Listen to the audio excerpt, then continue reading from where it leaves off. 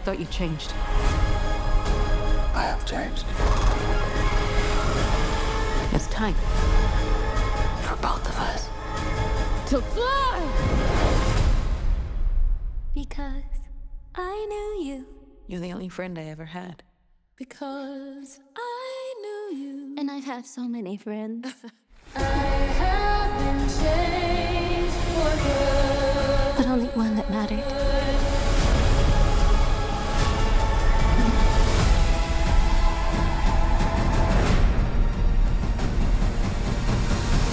I'm off to see the wizard.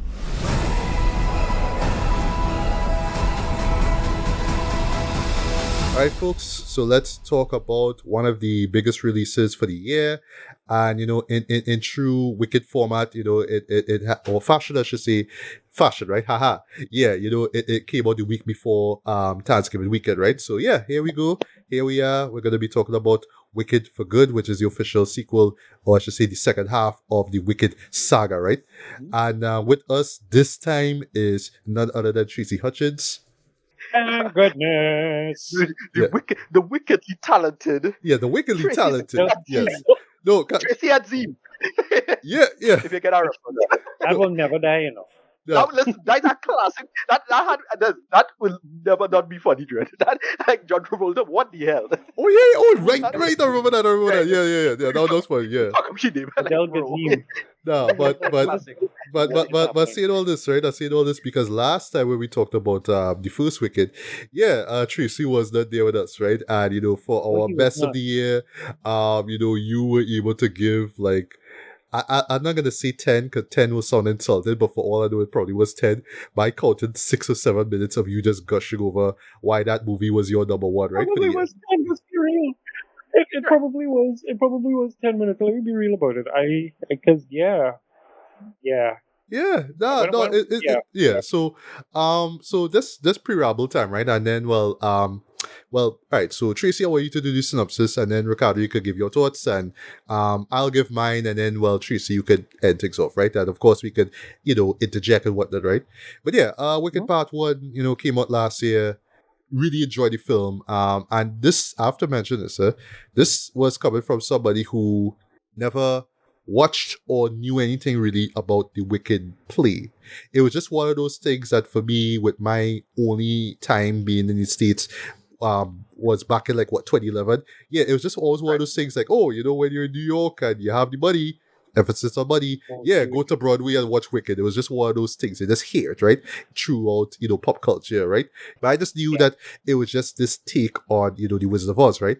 And I should also mention, as far as the Wizard of Oz, yes, it is one of the greatest films ever made, right? But it's one of those films that personally I do not love. And I think it's just mainly because that film is just such a Americana film. It's just such an American film, right? But just in terms of film history, yes, it is one of the greatest, right? But it's not a film that I love that I need to own it on Blu-ray as soon as, right? But it's a film that I admire and I respect, right? Yeah, you appreciate it for its film history and the whole The value. technical aspect. Exactly. Just that. Yeah, And then, it's popular for a reason. Yeah, It is popular for a and same thing goes with the Wiz as well, right? Which had Diana Ross and Michael Jackson, right?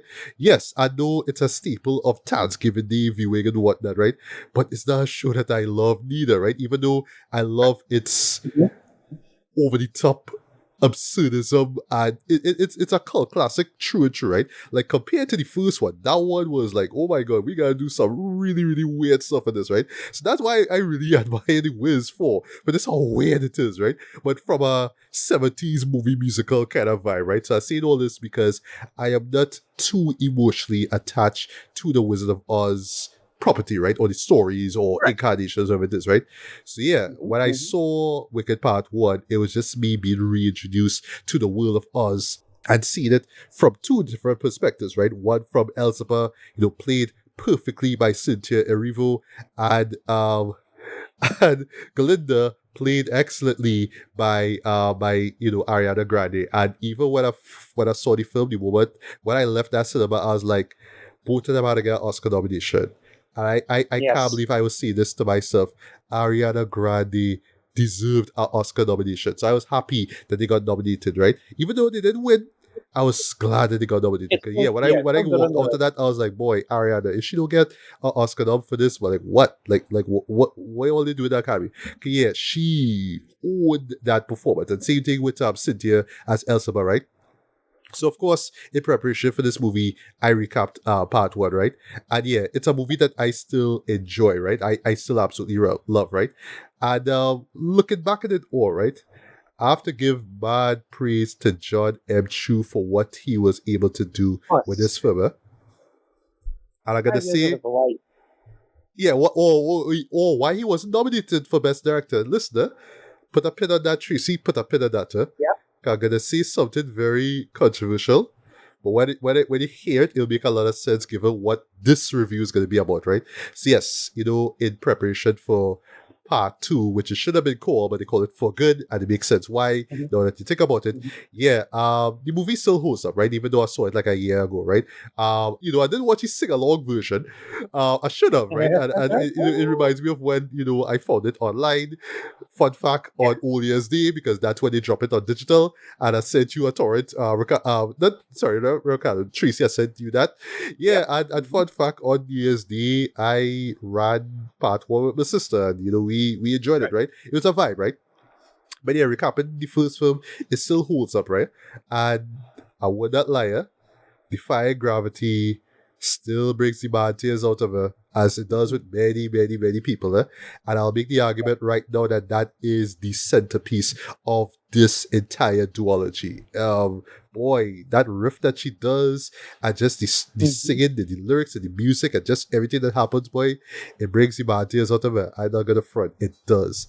It did a bit when I saw it for the first time in cinema, but like the two other times when I watched the film, yep, they come out, and I am like, yeah, come out, tears, come out, don't be ashamed, come out, right? And I'll wrap up with this, right? So going into this one, I had my expectations kind of high, right? But I was hearing things about it, iffy things about it, but I was like, listen, I already know that there are people who just couldn't get into the first film because it was just too audacious and too silly, and oh, it's us, and all these songs is like blah, and I guess that some of this criticism pretty much came from people not really liking the play itself, the Broadway show, right? Yeah. But as an adaptation of that Broadway show, I thought that it did a great job and at least conveyed what that was about, right? So I can't be mad at the first one, right? But I was hearing iffy things about it, right? But I was like, listen, like the first one was great. I'm not expecting this one to be greater, but I wanted to at least have the same level of quality the first film did, right? That's all I want, right? And yeah, for the most part, I want the songs to slap as well, right? Because the first one, the song slap, right? But I'll get the songs a bit, right? But yeah, Tracy, without further ado, and I guess you could mention it before you jump into the second one. Yeah, how do you still feel about part one? Obvious question. How do you still feel about part one? And then you can jump into the premise for part two. So let's call it Act One, because that's really what it is. It's Act One, and then they go. From what I know, they go on intermission, and then we have Act Two, which is the second film. But it still holds, still joy. Wicked, if I'm being very real, Wicked still gets us a very large amount of airtime on my player. So I have the 50th anniversary one, and I have the soundtrack for the first movie, and then going back and sitting down and watching it. Every time you look at it, because I will confess I may have looked at it quite a few times, including the sing along and the bonus features. Uh, you see like little things that are new and little bits of it that things to the context of, okay, this means something. And then if you are like, let's say you maybe you have a vague memory of like Wizard of Oz, it kind of does bring up a few questions like, okay, we had a whole ass train, why did let her go walk on a yellow brick road? These are the kinds of hilarities that you think about. But Wicked of itself was a good film in 2024, and it has rewatchability. And I feel like, I mean, I could be, overstating it here, but I feel like in 5, 6, 7 years, somebody will go back and rewatch it, and it'll still hold up. Which then brings us to Wicked for Good, which is Act 2. Now, full disclosure to the internet, I came to Wicked via like I watched Reds, and I saw Idina, and then somebody was explaining to me, Rent and all this kind of randomness. No, sorry, Wicked and all this other randomness. And then I discovered Wicked. I never got a chance to see it on the West End or anything like that. Right. But I've had the musical. I know about the actual book by Gregory Maguire, which is very dense and it's not for kids. And kids really not supposed to be reading Wicked novel. You just don't. But in terms of what Ruby, Lady Ruby, and Stephen Schwartz did in terms of both the music and the actual production for the Broadway, that's how I came into it and I got hooked. Wicked for Good is the second act, so to speak, the second film in the Wicked franchise, if you want to call it like that, where we actually have to deal now with the consequences of everyone's actions. There was choices that were made in Wicked. Elphaba owned her power. Glinda became sort of like a tool of power to Right. facilitate her own power, if you really want to think about it like that. And now everybody has to live with it. Elphaba is now officially, at this point, the outcast, officially the Wicked Witch of the West, and she is going about this entire crusade to save the animals, because that is the one thing that she had asked the wizard for from since the very beginning. And Glinda is she's living in her bubble and she is there in the Emerald City, but Glinda is really kind of trying to work the system from the inside. So you Right. have, how I look at it is like you have two sides of the coin, where you have that one friend who is like, nah, I'm not going to go through this jokey scene. Everything must burn because we really need to stand up for what we believe in. And you also have the other friend who's like, we could, but maybe we try and work it from within the system. And that is kind of where Glinda is, because you get a little bit more backstory into like her life and how she was when she was little, because it's very important to Glinda that people like her. This is not really a spoiler. Glinda generally just needs to be loved and adored. And because of that, she will sacrifice, or as they say in Defying Gravity, grovel to feed her own ambition. So we have that as the overarching aesthetic. It is now good versus wicked. And in between all of that, you have Nessa Rose, who is now the governor, because at the end of Wicked, their father died. So she's now the governor of Munchkin Land. Tracy, sorry to stop you there, right? Yeah. I will never forget. Like, I saw that scene twice. The first two times I saw it, as only on my third viewing, it dawned on me, because I was trying to figure out who it was in the back of that scene who died. I was like, oh my god, is the governor, Literally, Yep. I found this out like a few days ago. Is the governor that died, But it just happens during the whole Defying Gravity moment. So your emotions are at an all-time high, So you just watching the scene, like, what going on here, And so when I saw the third time, I was like, oh my god, governor died, what the hell? But yeah, I had to say that. Move it on. No, that's fine, because that little piece where we hear Morrible talking about this Despicalotion, this wicked witch, and you get to see the point of views from like Bach, and Prince Fiero on his horse riding off, and of course Nessa Rose watching her father die. So now she is the governor of Munchkin Land, and she's being very wicked in her own little way. Prince Fiero is now the head of the Gale Force, which, you remember, Dorothy's name is called Dorothy Gale, if I'm not mistaken. So the idea of the Gale Force being this sort of imperial guard there that is supposed to protect all of Emerald City and all of Oz, that's hilarious. So you have these characters still pretty much in their designated element, playing their designated roles, so to speak, until things come to a head, which I will not necessarily spoil, but also Dorothy makes her way in here. This is where you get to have Dorothy in it. Now, it's important to remember, for those of you who have not, maybe listening and still have not seen the film as yet, this is not a Wizard of Oz film. So we're not going to spend any great lengths of time on Dorothy. Even in the Broadway musical, God bless bootleg people who put things up on the internet, you don't see a lot of Dorothy. Dorothy is always in the shadows, because the story is about Elphaba and Glinda. So knowing that, when you're going to see it, and if you only get like about glimpses of Dorothy, that is to be expected, because it's really not about her movie. Now, having said that, in terms of the general synopsis of Wicked for Good, I'm going to harass all your ears because I scribbled down my general, like a synopsis of how I feel about it, and it comes in the form of that one track that Glinda sings in the soundtrack where we talk about thank goodness, and it says, couldn't be happier, true, yes, couldn't be happier. Jon Chu landed the plane, it's different but same, but with so much nuance. And I couldn't be happier, yep, I couldn't be happier. All the cast made memories that last, and love is in every frame. I couldn't be happier. And that's why you pay people to actually sing instead of me. But my point is, I couldn't be happier. Because let me tell you something. There's something Cynthia said last year in one of those for your consideration panels that they do every year around awards time. This movie could have been bad. It could have been so Agreed. much bad that, like, I mean, right now it's getting a bad rep in terms of being the ugly stepchild of anything Oz. But you remember that movie Oz, the Great and Powerful with Oh, no, James that's the Franco? Yeah, which I And I kind of avoided at all costs. I honestly forgot about that film until somebody brought it up in a review of this movie. Yeah? How ironic.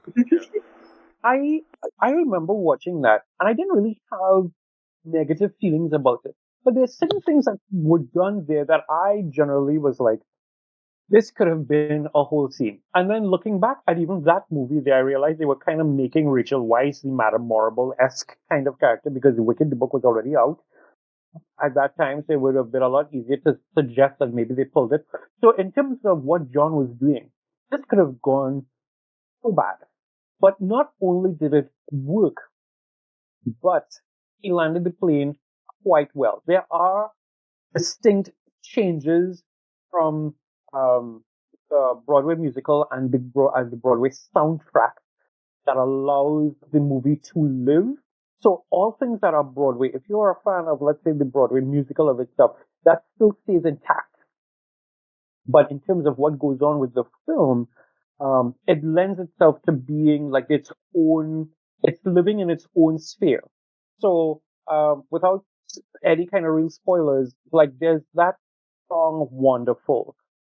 In the Broadway musical, he has a whole explanation about why, when he came here, he was just like an ordinary person and he came here to us and he realized that everybody was in trouble and suddenly they're looking to him and he said, you know what, if you look into me, it's wonderful. Fine. They changed it up a bit in the film, but that still worked because you get to see how it plays out from his perspective of, well, you can't just tell people the truth because nobody will believe you. Stephen Schwartz, who actually wrote the music for the musical, is still involved here, and I am glad with the changes that he made. Or, like in one particular song that everybody loves, it's not the character who screams Fiero is not the character who screams it in the actual soundtrack and Broadway musical. But because they've changed certain things for the film, it lends itself to having its own feet. The problem that people tend to, I've heard from like people who saw the actual Broadway musical and stuff, the problem that people tend to have is that the first film is where all the juice is, and the second act always feels lesser than. What they've done with the movie is that they've made the second act like its own sturdy, strong, meaty film that you can be a part of. I will also say part one is Alphaba, part two is Glinda. It's also a random thing just to throw inside there. Alice Fern, I think it's Fern, Alice Fern, who plays Glinda's mom, was actually an on-stage Alphaba at one point in time. So you get the idea of bringing in all the people. And I I'm will actually not surprised to hear that because I was yeah, thinking 'cause I like the fact that we got to see Glinda's parents. But I was yeah. telling myself I have a feeling that they would on the Broadway production. Won't be surprised. Mm-hmm. Yeah. And she's not the only one. Not just in terms of like in part one, it's Stephen Schwartz is the one who actually says the wizard will see you now. That's so he got a cameo, and Yes. then Yes. And then there were the two ladies who singing that song about the yes, creation of Oz and all that kind of stuff. that's Kristen and Andino. That's the original Glinda and Elphaba. Kristen yeah, and right. and, Yes, and yes, yes. so and then even the lady who wrote the book of itself, not the Broadway book, so like the actual book of itself. Stephen did the music. She wrote like the book, and that's I think her name is. I will go back and check it out, but it's Ruby. She is in Emerald City saying, "Look, he must be a wizard." That Right. yeah. Okay. So you have so there's a lot of sprinklings in there of like the Alphabas and Glindas and all the people who were front and behind the scene. I will wrap up my ramble by saying, in like manner of no good deed goes unpunished, the gripe that I hear, because I saw a few articles from some news outlets that I thought you guys are supposed to be a little bit more reputable and not, be this way. But in the same way how no good deed goes unpunished, and how, in the song of itself, Alphabet is talking about the idea of no act of charity goes unresented. People are griping out here about the fact that maybe this should have been just one movie. Right. But if you cut, someone was talking about the idea that if we had it as one long 3 hour or so movie, first of all, the amount of people that would be griping about, oh, I need to get a pee break or something like that, because we live in a world where, oh my God, 3 hour long movies. What does that even mean? Or the fact that Defying Gravity, the way how it ended, the film, would not have so much punch, because you need to now move past Defying Gravity, move past into Everyday More Wicked, move past into Thank Goodness, move past into No Good Deed. It would just feel like if you are being force fed a meal, even though it's a very good meal. So John taking his time and saying we are going to break it into 2 films was a good idea. I don't understand why people gripe about it. But anyhow, that's a whole other theme by itself. Wicked on the stage or in the frame is good, is great. I think the same way how they got nominations last year, I'm hoping for a repeat of various nominations. I know right now, in terms of what is it, the Grammys, while they were on tour, I think while they were in either Singapore or London, they got word that they got nominated, both Ariana and Cynthia, for best duo for Defying Gravity. So that might actually come in their garden this year in terms of winning another Grammy. But this movie was good, and the quote unquote supporting cast, or well, not minor, but the supporting cast brought their A game in a way that is absolutely brilliant. Like Marissa Bode playing Nessa Rose. The idea of, like, you know certain things that she does is reminiscent of Nessa Rose on Broadway, but she still owned her own character. And it also made it very well in terms of the idea of she's not trying to escape her chair. She just wants certain feelings and certain vibes. When you Right. see certain things happening to Nessa Rose on the Broadway play, she enchants the shoes, and Nessa is able to walk because, oh my God, I'm stuck in this chair forever. No, she accepts the fact that she is in her chair. She may be differently able, but it is not a holdback for her. She lives her life. Marissa Bode did it brilliantly. Um, SpongeBob was actually very sorry, Ethan Slater, because he did SpongeBob on Broadway. But Right. Ethan Slater did really, He's the really, actor. He was in Gen P as the villain, right? yes, he Right. was he was Right. the I was watching the Right. piece and the thinking, Yes. one room from. Yeah. Good Olkin, whatever his name was. Yeah. Godolkin. Yeah. But he did really well in terms of the graduation, and I use the word graduation of Buck. In part 2, obviously Jonathan Fierro has everybody going, oh my God, Jonathan Fierro, because he actually knows how to portray it. And I give all the props to the 2 ladies, and Madame Morrible. There are some other parts in terms of like Madame Morrible that required a little bit more singing, but even though they didn't do it like that, Michelle Yao It brought it and it was Yeah, brilliant. I'll say that is one of the. Well, I'll get into my Yeah, complaint, but yeah, go ahead. I think I know where you would go with that one, but like, Yeah, as I was still like glad in terms of how she dealt with Madame Marble, with or without the singing. And of course, Jeff Goldblum is Jeff Goldblum is Jeff Goldblum, and him as the wizard was good. So for me, we'll circle back around in terms of score and all that kind of stuff. But Wicked for Good is by and large one of the best productions. Forget musical, one of the best productions that has ever crossed the cinema stage, and I think everybody should see it. So yeah, that's me. All right, so Tracy, I like the fact that you jumped the gun and gave your review there one time. So I guess when we double back to you, you just give your rating, right? So Ricardo, Yeah. your thoughts, then I'll give my thoughts, and then final thoughts to rating. Yeah, I'm one of these amateur hour critics on the points that I brought up earlier, Tracy, which is, in the back of my head, this felt like it should be one thing, but like I get that it's two parts, and then I know again the little osmosis of the play and how people generally feel about the play. The second part is the weakest part of the play. Like it's kind of supposed to be expected. So I thought they would have done a lot more with this to build that part of it up. But like they just did what they did in the play, so that's mostly fine. At least in terms of the conceit of, all right, here's how we're going to connect it to Wizard of Oz, and this is who this is, and this is who that is.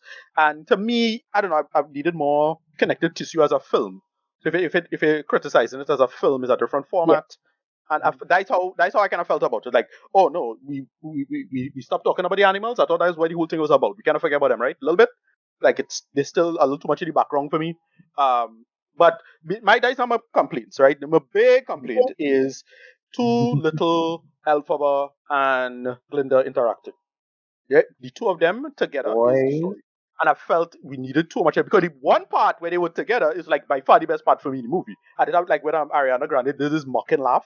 I'm like, okay, that shit was funny as hell though. Right. That was like actually funny. Like you forget how great the two of them are together. I don't want to get into like the side story about this, but the marketing for this is super weird, right? Like what's going on here with the two of them in terms of like like in real life. Oh, I don't know.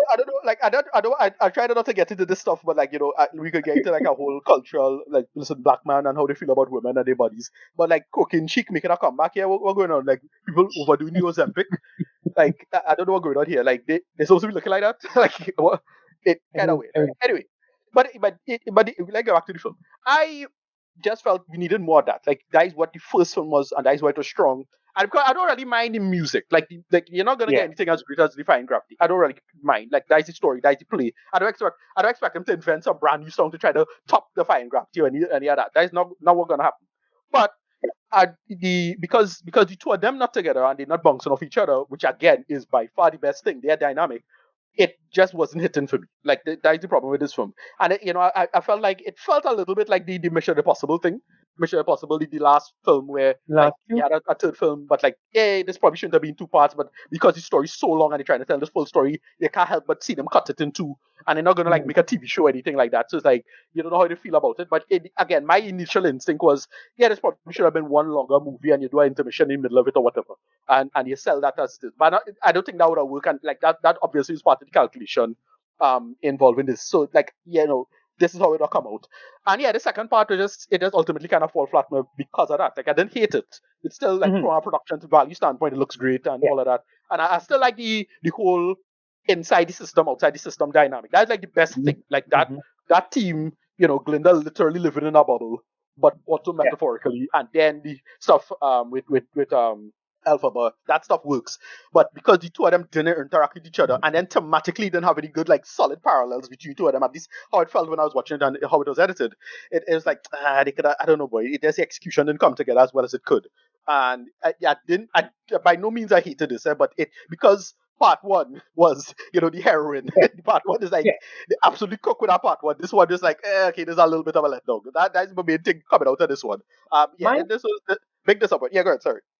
No. I was just going to say, like, I feel like what happened to Wicked for Good is the same kind of feeling that you might get from Last Jedi in terms of the division, one, but also, like, when we meet Luke in The Last Jedi, Luke has had enough of the Force people because he's known what, like, there are consequences to being the greatest Jedi. And so he's dealing with those consequences. So now in Wicked for Good, you have the consequence of, yes, let's go and wreck the system so that we can be free and let all, like that bit where she comes up, like spoiler, and starts singing, like when she exposes the wizard, everybody will understand and they will love her and it'll be great and fine.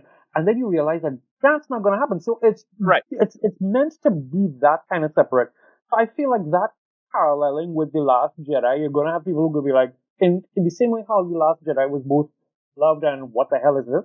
You will have that happening. Yeah. And so for me, I think with it wasn't because I'm not like familiar with the material in that direct sense. I know what a Wizard of Oz is. I get that. So I was like, oh yeah, right, the shoes and the lion, right? Here, okay, this is where the Tin Man come from. Even though they changed the story a little bit, like okay, but I wasn't like trying to like nitpick continuity or anything like that. But I felt a lot of that felt a little indulgent. Like, okay, we really need to see all of this connection to her in that direct sense. Like, what are they doing? Unless you're gonna do something with that. And they're not going to bring in a new actress to upstage either Elphaba or Glinda in that sense. So it's like, they do it in a kind of weird way. I don't know. It's one of those. It is slightly off kilter, like for me. Like it's one of those. It sacrificed a little too much.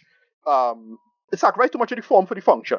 In that, if you get what I'm trying to say, like they clearly like made a bunch of like trade-offs and sacrifices, and you could see it in the film, and I felt that could have been a little smoother as it was. But because I not super tied up with the play, I think they probably were just a little too loyal to the play in that sense, and they probably should have like fill it up, stitch it together, make it as a connective tissue, and have stuff narratively flow a little better. Because that's the main problem I had with all of this.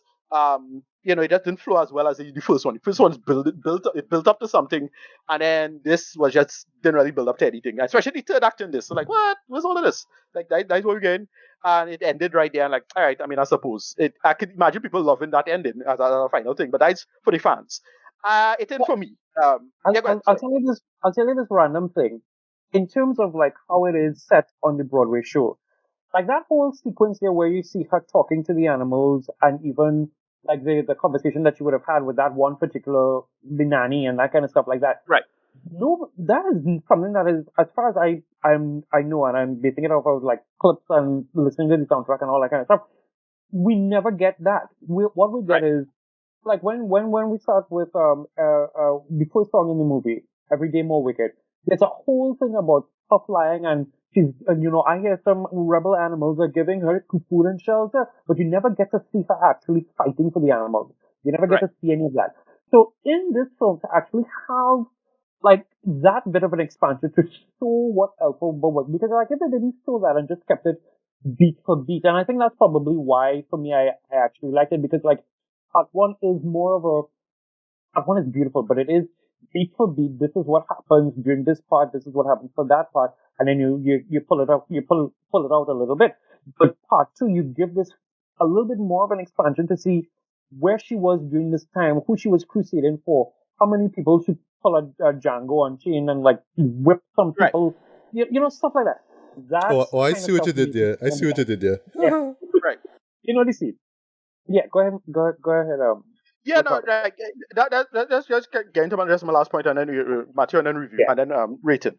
For me, I think again, it just felt like my instincts would say, as you say, and there's the hacking instinct, admittedly, that they should have made this one thing, and it could have flowed a little better, maybe that kind of stuff. But there's the idiot producer, response, right? And I think I understand why this was made the way it was, but I don't know. In the back of my head, I felt the one thing to square the circle, they really should have like probably add to the narrative to fill it up. Just like a couple scenes, a couple things just to show like a little montage, a little something, a little more. Just to have the whole major conceit flow a little better. Because we already get what's going on in terms of like the system and thing being a little bit of Glinda being a little bit of a fraud, and here's why, and so on and so forth. But I really felt that this could have just come together a little better in terms of this flowing the narrative to it, because it was just narratively felt choppy, and I know they had to connect it back to Wizard of Oz. Okay, fine. Yeah, but I don't know. Like it to me, I felt we could have gotten a better conceit. And I'll say that's the main flaw is that if anything, they could have come up with a way to like just have Glinda and Elphaba interact more. That's it. Like because that's by far the strongest part of the story. It's just the two of them bouncing off each other and just being genuinely funny, being genuinely charming, feeling like great friends. Working in that sense and making it work in that sense. And that was it. Like, if they had more of that energy, I would have loved this a lot more. But as it is, I really couldn't get into it. And it's but it didn't for me, so that's why my opinion don't really matter in that sense. But I don't know. Like, I really felt this could have flowed a little better in that series. But that was about it. I didn't, I hated it or this is trash or not like that, because all the, like, production stuff works.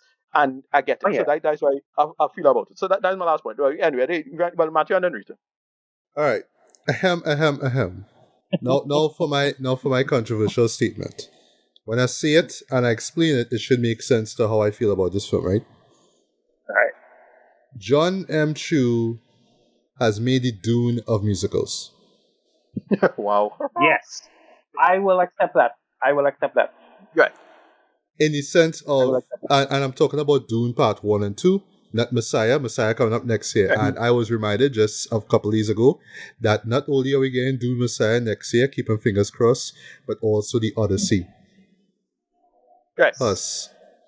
A Wasn't Villeneuve getting a and trailer a for that. Nolan film going head to head, you know. Yeah, Like, God forbid yeah, if they yeah. pull off another Barbenheimer, dread, that gonna be me camping out, or sorry, that be sleeping over in IMAX, right? But that's the story for next year, right? Anyway, so why I say, Jon Chu has made the Dune of musicals, right? Quite simply, and this dawned on me when I left the cinema, no other filmmaker has ever made a two-part musical feature film before, Never. There might have been, yes, there were great musicals, and then they had shitty sequels. Perfect example, Grease. Anybody remember Right. Grease 2? I only saw like the yeah, first nobody- 10 minutes nobody- of Grease 2. I said, no, that's not for me. Yeah, Grease, Grease are Grease, there. Grease is a masterpiece. I don't care what they think or the music's undated. That's a masterpiece, right? But yeah, Grease 2 is Right. terrible, right? But the mere fact that this man was able to tell this two-part story is kind of amazing. Like, this was the guy who gave us Crazy Rich Asians. This man stepped his game up so high, right? I am not gonna put him up there as one of the goats as filmmaking goats. I'm not gonna put him up there with the likes of Nolan or Villeneuve or Scorsese or Del Toro as yet. But Oh, he don't is worry, I'll up do that. there. I'll He keep is it. on his way. Just let you know, Tracy. He's on his way. He's on his way. I feel like if he just come through, I don't know what his next project is gonna be. I just had to look it up. I just had to be surprised if the rest of you will, right? Yeah. But I just wishing nothing but the best for him going forward. I'm saying this, right? Because just like Dune Part 1 and 2, and I guess I say this because I bought those two films recently, and I had the privilege of watching both films back to back on my birthday, no less, and seeing how the story played out as as a two-parter, right? I think that in the long run, that is how people would admire Wicked for Good, because I think just like Dune Part 1 and 2, right? You have like a year. Oh, sorry, no. Actually, you had 3 years actually, because Dune came out in 2021, and then the next one came out last year, right? So you have like 3 years apart. I remember seeing this twice with two people, and both times they watched me like, I didn't watch the first one, I don't understand what's going on here. I'm like, well, that's good for it, because they had 3 years, or they had no excuse, right? So same thing goes with this one here. Like, you have no excuse. You should go into this one knowing what to expect, right? But I'm saying this too because I actually love it. This is the biggest compliment I can give this show. Even in its imperfections, I love how this entry works in tandem with the first one. I like how certain song beats, like, no one mourns the wicked. You see a version of it here. Different songs you hear reinterpreted, recontextualized here, right? You're hearing bits of music like Popular and Defying Gravity. You will hear them in the background in like these blinking and missing moments. Like, I get what this man doing. This kind of brilliant, right? So I'm saying all this too, and this is just me being charitable here, right? I feel like if you were to watch this back to back, like watch it in the sense like you are watching a full 5-hour film, could think about it like this. Because the first one is 2 hours and 40 roughly. This one is 2 hours 20 roughly. So kinda you could say it's 5 hours, so it's like that, right? If you were to watch it like that, I think you would appreciate the show way more. Because I think like singling this one out from the other one, that's when people will start to criticize it way more. And I don't want to fall into that trap. That's not to say that there aren't flaws with this film, but I feel like when you single this one out from the first one, you treat it as a sequel instead of a part 2. Not saying that they're not the same thing, but if you understand what I'm saying, right? It's the second part of it all, right? It's just split up into two films. Not like years pass and you think that it's not like Batman Begins in Dark Knight. That's the best comparison I could come up with, right? I think that Right, if you right. single it out as its own thing, like yes, it works, right? But I think like it would have worked better if there was more, as Ricardo said, more connective tissue. Like if it could have just held up on its own, right? I think I would have enjoyed it way more, right, than I did. Because I absolutely enjoyed this film, right? But I could understand the reasons why people didn't like it as much as the first one, right? And funny thing is, right, like with me and Dune, right? Just last point I'll make about Dune, right? Or maybe second to last. I prefer Dune Part 2 over the first Dune because Dune was just more of the setup and Right. just establishing everything, right? And then second one was just like, yeah, let me destroy everything. But we had more things to add to it, and we just expand the story even more, right? So yeah, I absolutely love Dune Part 2. That was my favorite film of last year, right? But because it built off of what was in the first film, I enjoyed more. So maybe if I didn't enjoy one, I would not have enjoyed two.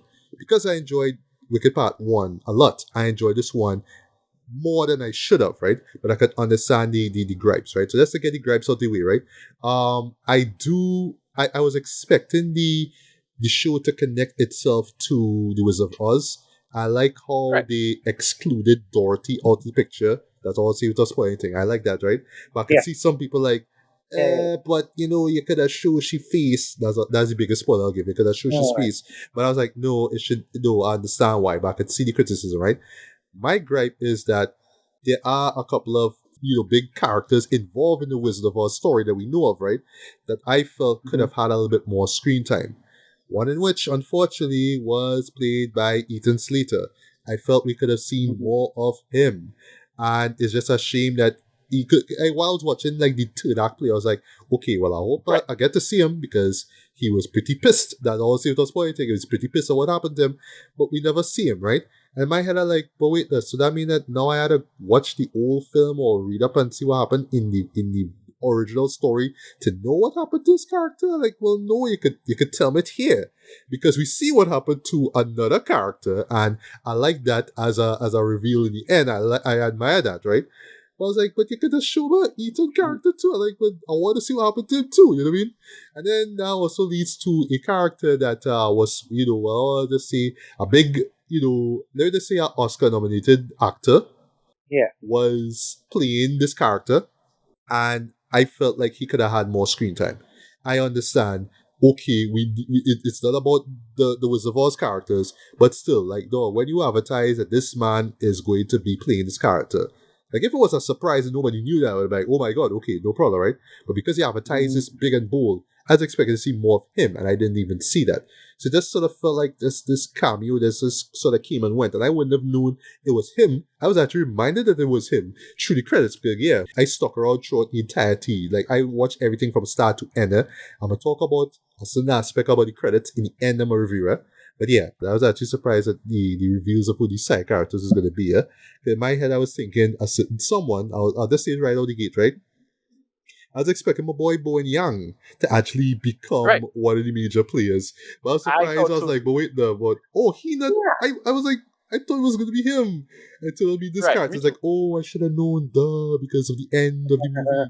Duh. I so wanted to tell you from since last year who was what, but that was I know, and I remember you teasing me with that too about some Bowen gonna be a character. Like, I thought he was gonna play the character, but instead they got the cameo guy. That's all I'll say, right? But yeah, but I wouldn't say that was a letdown. It was just sort of a bummer to me, right? But I do agree with you, Ricardo. There should have been more Elphaba and Galinda, right? Because yeah, they are the heart of it all, heart of the story, right? I do like that. The first film was the Elphaba story, and this one is the Galinda story. I like how she is framed as this propaganda piece who just doesn't like where she's at right now, and she wants change, and she wants to be out of it, right? I do like the fact that this movie is darker than the first one, right? There's a couple of moments that like genuinely surprised me, like, wow, like, okay, like, we go in there, right? It's still like, like children could still watch, right? I will say there's one moment, I should say two reveals, well, like, all right, I don't know how kids could treat this, but I was like, all right, it's a PG movie, whatever, right? And it don't last long, but still, it's like, oh, that what happened in the story. I went in blind. I didn't really know where the story was going to go, right? But where Elzeba, sorry, and Glinda are in the story I absolutely love. I was making a joke throughout the film that Elzeba was literally playing Batman. Like she was literally the Dark Knight. And the moment she's introduced these stories, like yeah, that's some Nolan Dark Knight shit that she pulled there. Like like the Yeah. character like doing some dastardly deed, and she sort of show up and literally kick ass. But like what, like in an Elzeba kind of way, right? I was like, yeah, I just the way how she moved, and especially how weathered down her cloak becomes. Like, yeah, she's the Dark Knight. She's Batman in this case, right? And that was kind of funny Right. how they do that, right? Yeah, And appearing and disappearing. yeah. That whole she is wanted, right? I was thinking the end of Dark Knight leading into Dark Knight Rises, right? I was thinking that, right? And yeah, when they appear together, I like that there's this animosity between the two of them, right? There's this resentment amongst each other. And yeah, the scene that you alluded to, Ricardo, the fight scene was all sorts of hilarious to me. I like that it was real petty. And I will say this, right? The show Right. was real leaning towards melodrama in a way that I didn't expect it. Because not just that fight that take place, there's who and what they was fighting about. There's a song between two characters, basically a love song, which catch me by surprise. I was like, okay, I hope the little kids in the audience kind of understand what's going on here in this, right? I was like, all right, this is what how that happened. It happened. Okay, cool, whatever, right? So yes, I do applaud the show for getting darker, right? But not in a edge lordy kind of way, in the sense that we really need to push these characters to their limits. We really need to see how far this whole problem with Madame Morrible and Wizard is, and what needs to be done to solve all this, right? I do agree with you, Ricardo. We gotta see more of the animals, like dude, like Peter Dinklage character show up for a little cameos, like. All right, Right. like Yeah. we could see a little bit more of him at least. I was glad that we saw the bear that was the nanny to Elzeba when she was a kid. Dulce Bear. The Dulce Bear. I was glad that she was there. I was looking up to see who the voice actress was. I didn't notice it though. But yeah, I felt we could have gotten more of that because yeah, they set that up Karen Clark. brilliantly. Who? Karen Clark. Anne She Clark plays no, Sharon Clark. or Sharon Clark? She Okay, okay. plays. Yeah, she's a British actress, I think. Yeah. Oh, okay. I swear she was like a Afro American woman. Though, like I just figuring like I don't know. I just thought with the characters, I thought it was African American woman, right? But whatever. Yeah. Yeah. I felt we could have got more of the animal stuff as well. But I still like that they still had the wondrous magical vibe of the first film and the whole Oz thing in general. I love that that's still there. It's not pushy side because of how dark the story gets, right? But yeah, there was some twists and turns that I didn't see coming, like the one with Elzabe's sister as well. Nessa Rose. Nessa Rose. Yeah, Nessa Rose. Yeah, yeah, caught me by surprise and how they connected to the story, to the Wizard of Oz story caught me by surprise. And I have a feeling that people, I think like after fuck up out, like people had issues with the second act of the play, right? I think it's because of these reasons. Like, oh, you're really telling me that these characters are now connected to the Wizard of Oz story? Like, really, this is how you do it? But I was like, listen, if this is the story, this is how it was told, then okay, fine. And I think This is the story in the book. This is the story in the book. This is the story Right. in on the Broadway play, and Yeah. So for me, as I wrap things up, I think that's why I'm so charitable to this, right? Because I could tell like Jon and his team really wants to stay true to the play itself, right? But yes, because there are obvious flaws in the play, because of the whole connective tissue between Wicked and the Wizard of Oz, it's replicated here, right? And yes, I do like how they kind of work around certain aspects of it, but they are there. But I just treat it as okay. That's the play. That's the story. Okay, fine. All right. I guess in the long run, I could nitpick it to my heart's content. But it's like, all right, if that's the story, okay, whatever. Again, not too invested in the world of Wizard of Oz anyway to care. So whatever. Moving on, right? But other than that, though, everything else is just great across the board. Just the cinematography, great. The color, the color scheme's great as well. What else? The production, the production design, stellar as usual. Just where the story went and built really caught me by surprise as well too. And songs, for the most part, work. They don't slap as hard as the ones in in part one, but they still hold up for me, right? The two new songs, I see, I heard people have issues with them. People think they kind of there to kind of be pushed to the Oscar race or whatnot. okay, fine, but I think that they work, for what it's worth. I felt in particular the one that Galinda's given, the one with the bubble, the girl in the bubble. I think that song Girl in the works Bubble. better. And boy, talk about just the camera work in that too. All I'll just say is that I could see some Citizen Kane vibes in it as well, in terms of, oh, this is the character that's being like feeling trapped in this it's literally when the mansion becomes a prisoner. Sorry, when it becomes a prison. That's what's being embodied here, right? And how it's represented with her and the performance as well absolutely works as well, right? If these two songs or if one of them get nominated, okay, cool, all right, I guess. But I would say, and I could understand this as an argument, right? They pale in comparison to the original songs that were in part two, right? But that's not to say that those songs don't add any value to the story, right? Of course, Cynthia Erivo and Ariana Grande, they absolutely kill it. Their final moments together were great, and how it ends, boy, really, really warm my heart, right? I will say that my tears were not shed, except for the performance of For Good. And no lie, when I was in cinema and the song began, there was a woman who sat next to me, and I should tell you this, Tracy and Ricardo. Yes, there were some people who dressed in black and in pink, in celebration of the film. I was like, all right, cool. I respect that. That's cool. But yeah, went for a good start. I hear the sniffles. But when the song reached a crescendo, and that's how the characters were black and how they were singing it, and the all that they give to the performance, that's when I felt the man tear come. It did like shoot out of my eyes, but I felt it, boy. And there's one shot where you're thinking that they're never going to see each other again. It's a simple shot, right? When I see that, boy, I was like, "Ooh, boy, that's when that wasn't it supposed to started be coming there, down." Right? Yeah. That shot, if that shot is what I think you're talking about, that shot wasn't supposed to be there. But what John said in rehearsal when they were doing it, he just let them play to some degree, and then they decided, okay, you know what, that makes sense to have that particular thing happen there at the end of For Good. I was like, okay, that works brilliantly. Yeah. Now, one more point I want to make, and then I'll give my rating, then Ricardo's, then you, Trace, right? So, it is still a show where you have to suspend your disbelief. And when it came to the very end, I was like, okay, this is a world of magic. I will let that slide. At first, and it's a good thing that they sent me a video where somebody was poking fun at the For Good performance. Because no lie, when I was watching that scene, I was asking myself a question. And trust me, when you see the film, you'll ask that same question. But to the show's credit, a character says something about the place where the performance takes place.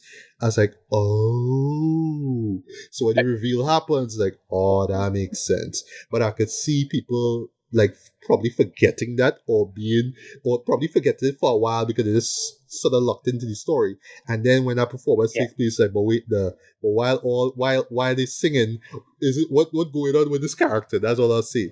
But you gotta remember what was said before, right? But at the same time, yes, this is a show where you gotta suspend your disbelief. It's a show about magic and conveniences, right? So yes, things conveniently happen, right? I understand that. I can nitpick it when I watch it again. I was like, all right, this is the story. Okay, fine, right? Whatever.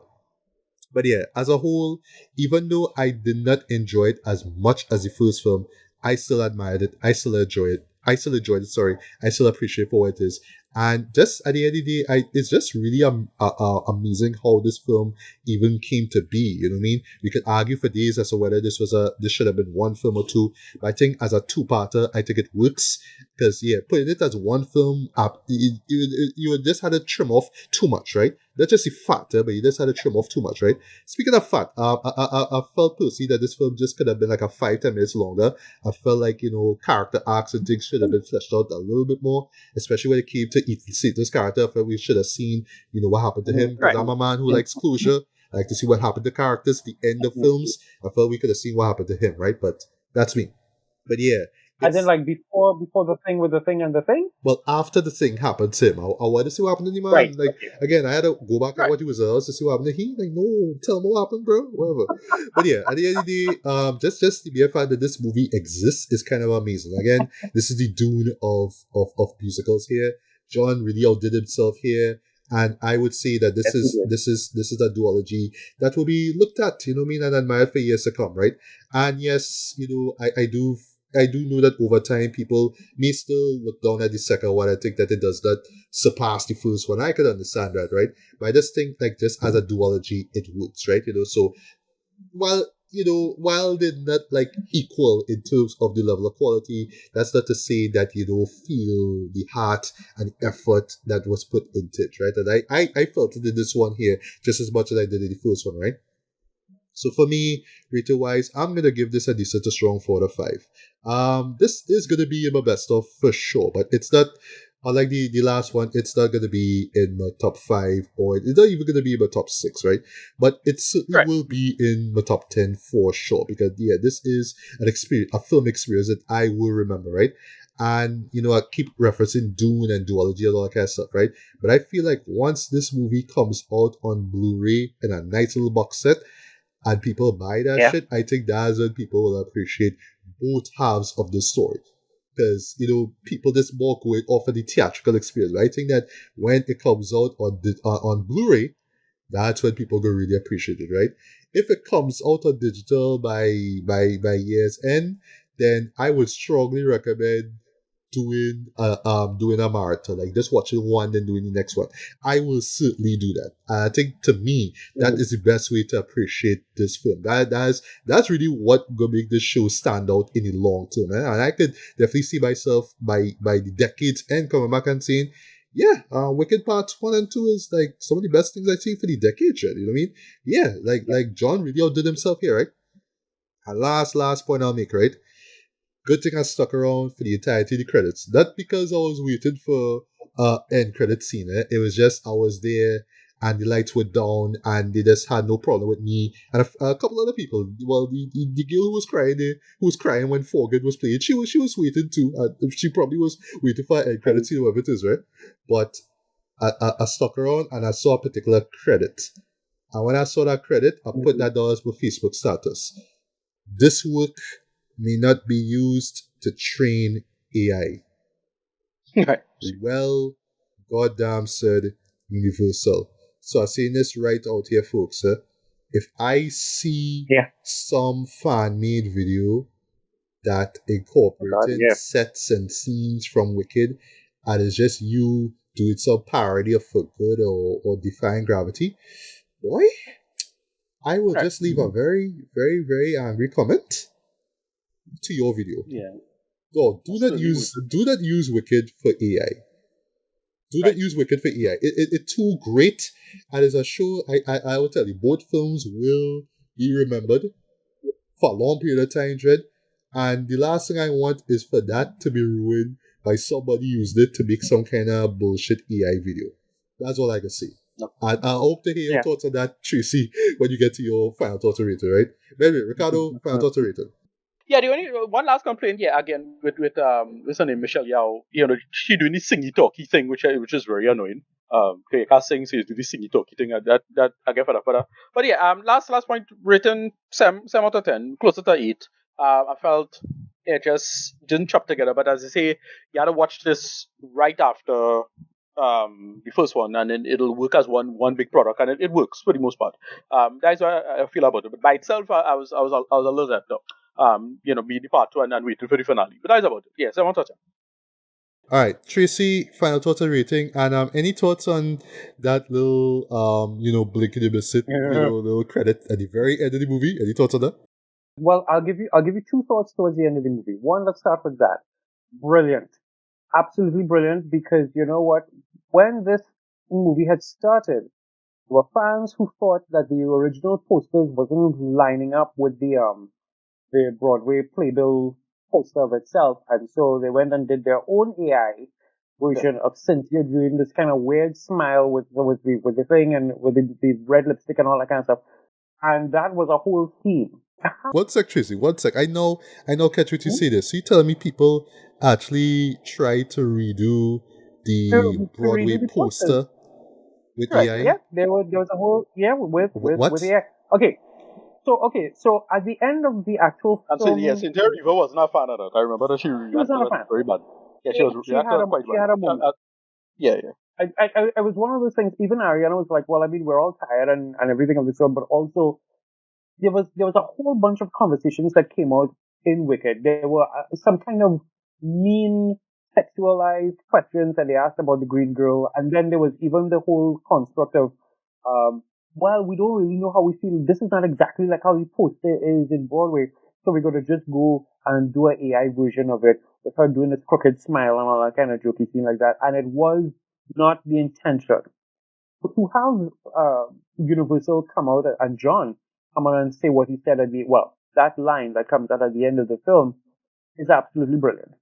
And then picking off of that, the last scene before credits roll is such a brilliant nod to the said same poster that it was like, that is chef's kiss. Mwah! That was brilliant. Agreed. So, Yeah. That is how you do.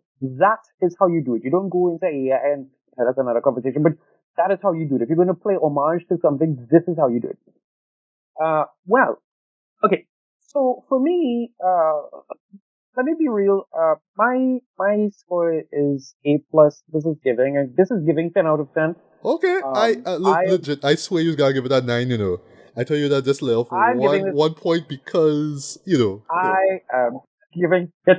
Listen, and I will say it is refreshing to hear it from the perspective of someone who is not like inhaling this on a regular basis. So I'm glad to hear like how you guys thought in terms of the film of itself and what could have been a little bit better and that kind of vibe. For me, this was like, yes, 10.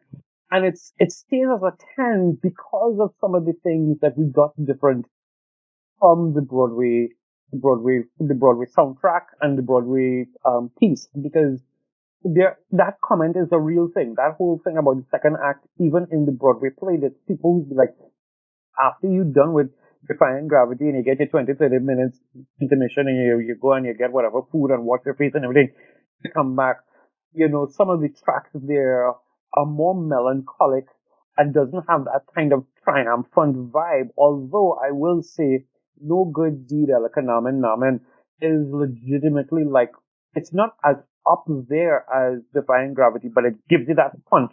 So I'm very much here for that. Yeah. In terms of, and I will wrap this up by saying, in terms of the book, which again, we do not allow for little children to read the book. It is much darker. Like what they have in the book and the idea of pulling that into a Broadway piece is two separate entities. So right now you have three specific Wicked pieces. You have Wicked, the book of itself, which is its own beast, where, there's a whole Gelfie thing happening there with a kiss and all kind of stuff like that. It's brilliant. And then you have the actual Broadway play, and now you have the movie. So I feel like for whoever you are as an audience member, if you're a book person, go and sit down and read that tome and enjoy it. You'll love, or you'll be disturbed. One out of the two. If you are a Broadway person, you still have the sanctity of the Broadway musical without it being touched. And then even for the movie of itself, well, the movie fans, whether it is that you knew it before or didn't, you have your own piece there. So everybody finds themselves in it. I do agree with you. I feel like last year, it came out for New Year's Day, I think, or somewhere, whenever it came out on digital. Because I think it was all years. I think it came out all years. All years. Right. So if they follow through with that, because last year it was still the number one movie in the world, that it did get all this amount of money, and they still ended up putting it on streaming by the end of the year. So if they follow with that same thing this year, it would be really cool to like sit down with your big screen and just watch both movies back to back. That's going to be good. I had fun. I recommend Wicked. I recommend the soundtrack. I also will recommend for anybody out there listening, if you go up on Spotify and you listen to the original cast recording, you will see and hear the differences, and you will also see how this movie took certain liberties with the songs themselves. Because, like, without much of a spoiler, that piece there where we're talking Thank Goodness, and you get to see the reprise of Losing, where it's like, Dear Galinda, you are still so good. None of that is in the original cast recording. Like, Thank Goodness and is its own thing and all that kind of vibe. But the way how Steven Schwartz is able to take the music that you know from the first part and make it as a reprise in this part, completely different when you listen to the original cast recording. Still a vibe. I had fun.